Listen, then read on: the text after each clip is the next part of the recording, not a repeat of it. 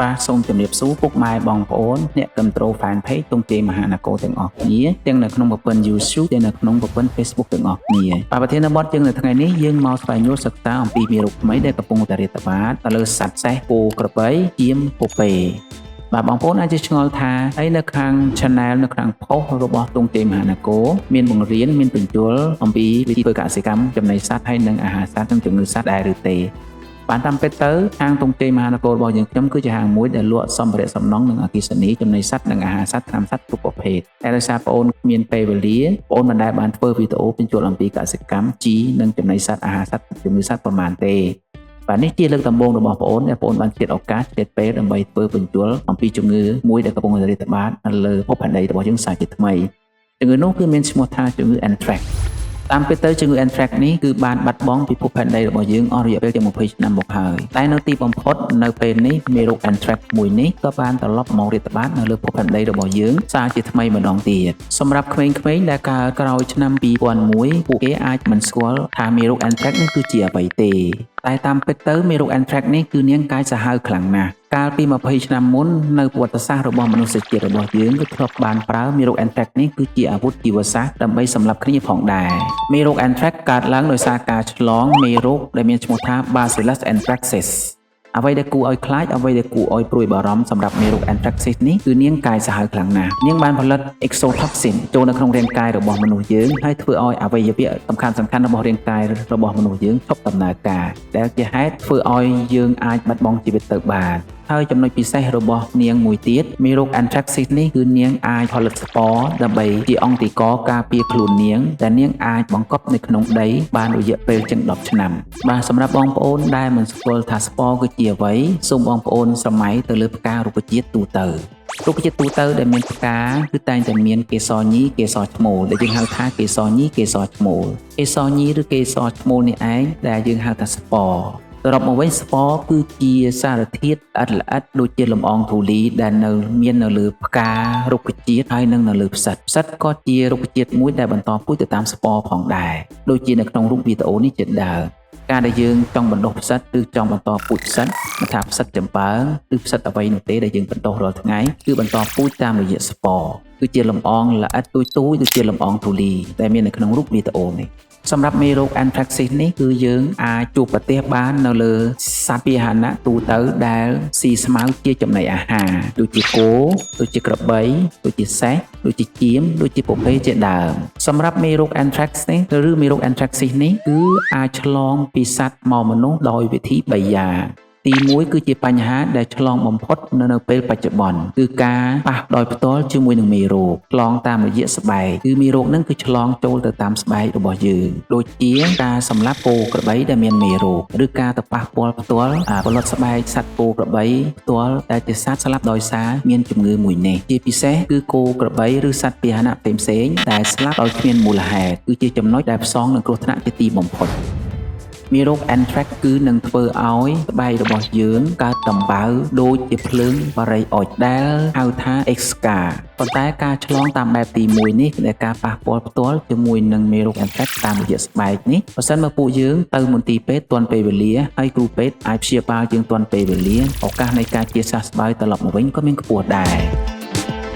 និងទី2គឺឆ្លងតាមរយៈផ្លូវដង្ហើមទៅកាន់សួតគឺឆ្លងដោយការស្រូបខ្យល់ដង្ហើមដែលមានស្ពរមេរោគ Anthrax ចូលទៅក្នុងសួតអាការៈដំបូងនៃការឆ្លងតាមរយៈផ្លូវដង្ហើមចូលទៅកាន់សួតនេះជាដំបូងអ្នកជំងឺមានអាការៈដូចជាជំងឺផ្ដាសាយធម្មតាតែនៅពេលដែលយើងដឹងខ្លួនមេរោគ Anthrax នេះនាងបានទៅផលិតភ្នាសសម្បុកពីងពាងពុំពិតសួតដូចជាមេរោគ COVID ធ្វើឲ្យយើងដកដង្ហើមលេងរួចបានទៅហើយនេះជាដើមហេតុធ្វើឲ្យអ្នកជំងឺពិបាកដកដង្ហើមព្រោះមានទឹកចូលសួតហើយនៅទីបំផុតអ្នកជំងឺនឹងត្រូវស្លាប់ត្បិតតែការឆ្លងតាមបែបទី2នេះមិនងាយបានជួបប្រទះប៉ុន្តែបើនរណាឆ្លងហើយគឺកម្រគេផុតពីការស្លាប់ណាស់ជាច្រើនអ្នកឆ្លងតាមបែបរយៈទី2នេះគឺនឹងត្រូវបាត់បង់ជីវិតដោយកាលពី20ឆ្នាំមុនមនុស្សជាតិរបស់យើងធ្លាប់បានប្រើស្ពររបស់មេរោគ Anthrax នេះដើម្បីដាក់នៅក្នុងស្រោមសមុទ្រដើម្បីសម្លាប់គ្នាផងដែរនិងការឆ្លងតាមរបៀបទី3គឺឆ្លងតាមរយៈផ្លូវអាហារការឆ្លងតាមរយៈផ្លូវអាហារនេះគឺដោយសារពួកយើងបរិភោគសាច់សត្វដែលមានទុកមេរោគអាការៈដំបូងគឺធ្វើឲ្យយើងចុកពោះ ឈឺពោះហើយយើងអាចរាកចុះមូលមានកម្រិតធ្ងន់មានកម្រិតខ្លាំងដែលបណ្ដាលឲ្យអាចមានក្អួតជាឈាមឬលាមកយើងចេញពីឈាមផងដែរហើយការឆ្លងតាមបែបទី3នេះក៏ជាដើមហេតុអាចធ្វើឲ្យពួកយើងបាត់បង់ជីវិតផងដែរបាននៅក្នុងស្ថានភាពបែបនេះសូមពុកម៉ែបងប្អូនមេត្តាផ្អាកពិសាទទួលទានសាច់ឆៅឬហាមកុំទទួលទានសាច់សត្វពាហនៈដែលមានជំងឺឈឺស្លាប់ឬសាច់សត្វដែលដេកស្លាប់ដោយមិនដឹងមូលហេតុបានផ្ទុយទៅវិញបើសិនជាបងប្អូនប្រទះឃើញសត្វពាហនៈឬសត្វចិញ្ចឹមរបស់បងប្អូនដេកស្លាប់ឈឺស្លាប់នៅក្នុងស្រុកភូមិរបស់បងប្អូនសូមបងប្អូនមេត្តាកុំចូលទៅក្បែរឬកុំទៅធ្វើសត្វយកសាច់ទាំងនោះមកបរិភោគមកពិសាឲ្យសោះសូមបងប្អូនមេត្តារាយការណ៍ទៅភ្នាក់ងារមានសមត្ថកិច្ចមន្ត្រីកសិកម្មភូមិឃុំឬបសុសត្វនៅតាមស្រុកតាមភូមិតាមឃុំរបស់បងប្អូនដើម្បីឲ្យមកជួយត្រួតពិនិត្យឲ្យទាន់ហេតុការណ៍ពីព្រោះថាជំងឺនេះមានការកាយសាហាវជាខ្លាំងណាស់ភាគច្រើនអ្នកដែលឆ្លងជំងឺនេះកម្រកិច្ចផុតពីការបាត់បង់ជីវិតណាស់ហើយប្រទេសជិតខាងរបស់យើងទាំងថៃទាំងលាវក៏កំពុងតែរាតត្បាតនៅជំងឺមួយនេះដែរជាក់ស្ដែងនៅប្រទេសថៃនៅខេត្តមុកដាហានដែលមានពិធីបុណ្យផ្កាប្រាក់មួយអ្នកស្រុកអ្នកភូមិក៏បាននាំគ្នាវាយគោដើម្បីហូបចុកនិងធ្វើបុណ្យទាននៅក្នុងពិធីបុណ្យផ្កាប្រាក់នោះហើយក៏មានបុរសម្នាក់បានឆ្លងនៅជំងឺនេះហើយបានមករក្សាសម្រាប់ព្យាបាលនៅមន្ទីរពេទ្យត្រឹមតែរយៈពេល3ថ្ងៃតែប៉ុណ្ណោះដល់ថ្ងៃទី27ខែមេសាបុរសម្នាក់នោះក៏បានបាត់បង់ជីវិតហើយចំពោះប្រទេសលាវវិញតាមការរបាយការណ៍របស់ប្រទេសលាវបានបញ្ជាក់ថានៅខេត្តចំនួន2គឺខេត្តចម្ប៉ាសាក់ហើយនិងខេត្តសាឡវ៉ាន់មានអ្នកឆ្លងជំងឺនេះដល់ទៅ200នាក់ទៅហើយក៏មានអ្នកស្លាប់ដល់ទៅជាង20នាក់ឯណោះដូច្នេះសូមបងប្អូនមេត្តាកុំប្រមាទកុំភ្លេចប្រហែសឲ្យសោះជាមួយនឹងជំងឺមួយនេះបាទពេលនេះ admin សូមបន្ថែមបន្តិចអំពីប្រវត្តិសាស្ត្រមនុស្សជាតិដែលមនុស្សយើងធ្លាប់ប្រើមេរោគ Anthrax នេះធ្វើជាអាវុធជីវសាស្ត្រដើម្បីសម្លាប់គ្នាការដែលមនុស្សយើងធ្លាប់បានប្រើមេរោគ Anthrax នេះជាអាវុធជីវសាស្ត្រក្នុងសម្លាប់គ្នាគឺបានកើតឡើងនៅសហរដ្ឋអាមេរិកបន្ទាប់ពីហេតុការណ៍9/11ហេតុការណ៍ដែលមានយន្តហោះបើកទៅបុកអគារលួសរបស់សហរដ្ឋអាមេរិកនិងទៅបុកអគាររបស់ក្រសួងការពារជាតិរបស់សហរដ្ឋអាមេរិក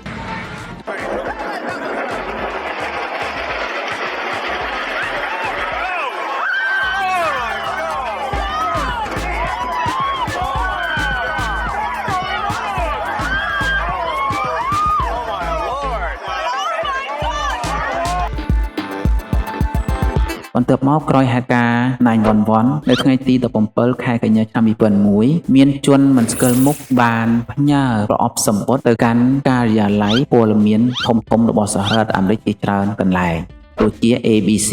CBS, NBC, New York Post ជាដើមបន្ទាប់មកនៅថ្ងៃទី9តុលាឆ្នាំ2001ប្រអប់សម្បត្តិក៏ត្រូវបានផ្ញើទៅកាន់សមាជិកព្រឹទ្ធសភារបស់សហរដ្ឋអាមេរិកគឺលោក Tom Daschle ហើយនិងលោក Patrick Leahy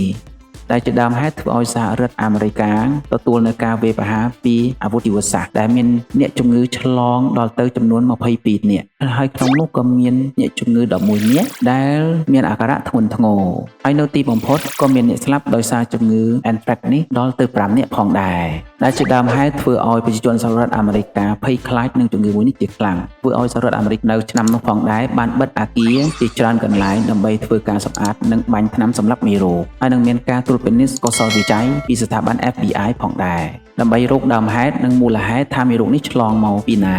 បាទដូច្នេះនេះហើយគឺជាប្រវត្តិសាស្ត្ររបស់មនុស្សជាតិយើងដែលធ្លាប់បានប្រើមេរោគ Anthrax នេះដើម្បីធ្វើជាអាវុធជីវសាស្ត្រដើម្បីសម្លាប់គ្នាបាទនេះគឺជាប្រវត្តិសាស្ត្រដែលមនុស្សជាតិរបស់យើងធ្លាប់បានប្រើមេរោគនេះដើម្បីសម្លាប់គ្នានៅលើភពផែនដីនេះគឺត្រូវបានប្រើនៅក្នុងសហរដ្ឋអាមេរិកផ្ញើចូលនៅព្រឹទ្ធសភារបស់សហរដ្ឋអាមេរិក